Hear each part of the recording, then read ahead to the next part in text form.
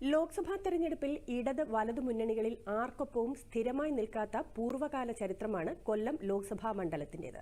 സ്ഥാനാർത്ഥികളുടെ വ്യക്തിപ്രഭാവവും പ്രചാരണ രംഗത്തെ മത്സരവും ഫലം ഇക്കുറിയും പ്രവചനാതീതമാക്കുന്നു. കൂടുതൽ വിവരങ്ങളുമായി കൊല്ലത്ത് നിന്നും നീരജ് ലാൽ ചേരുന്നു.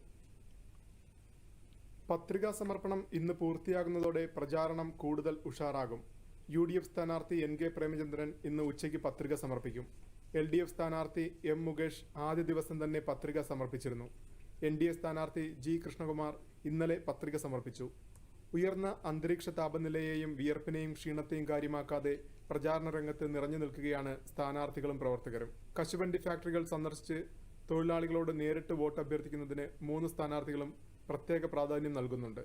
ജില്ലയിലെ വികസന വിഷയങ്ങൾ ചൂണ്ടിക്കാട്ടുന്നതിനൊപ്പം ആനുകാലിക സാമൂഹ്യ രാഷ്ട്രീയ വിഷയങ്ങളും മൂവരും പ്രചരണായുധമാക്കുന്നു. കള്ളക്കടൽ പ്രതിഭാസത്താലുണ്ടായ കടൽക്ഷോഭം മൂലം തീരദേശവാസികൾക്കുണ്ടായ അരക്ഷിതാവസ്ഥയ്ക്ക് ഈ തെരഞ്ഞെടുപ്പ് കാലത്ത് പ്രത്യേക പ്രാധാന്യം കൈവന്നിരിക്കുന്നു. 18 അടവും പയറ്റി വോട്ടർമാരുടെ മനസ്സിനെ സ്വാധീനിക്കാനുള്ള തീവ്ര ശ്രമത്തിലാണ് മുന്നണികൾ.